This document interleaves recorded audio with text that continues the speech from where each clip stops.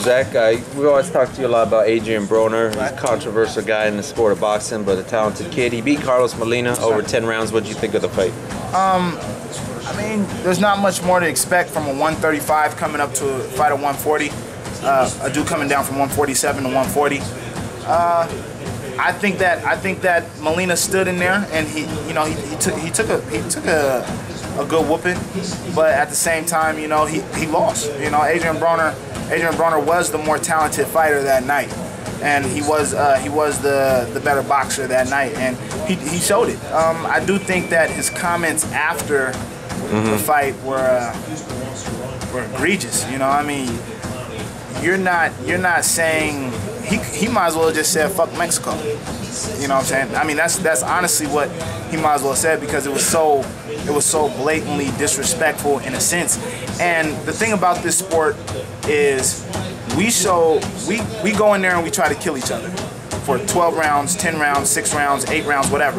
But at the end of the day, what makes this sport so pure is that at the end of the day, at the end of the fight, we show our opponents love, because they stood in there and they fought, and he didn't do that. And Carlos Molina deserved that, because Carlos Molina deserved the respect of that fight, because he did stand in there. He didn't mail it in. He didn't quit.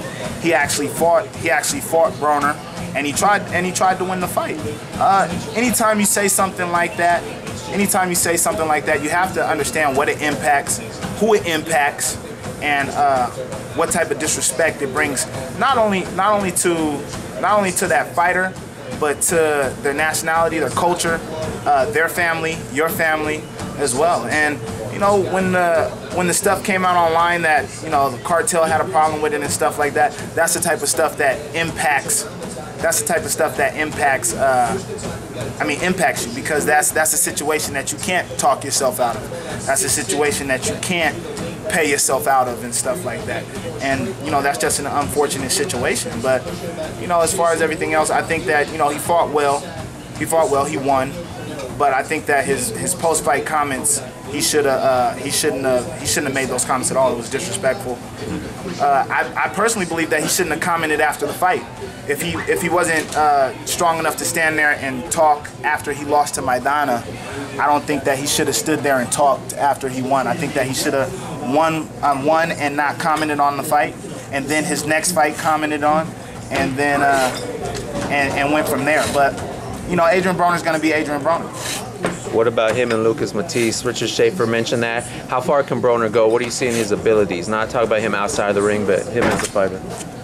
His abilities is, I mean, take nothing away from Broner. I wanted Broner to lose when he fought Paulie, because Paulie's like my big bro.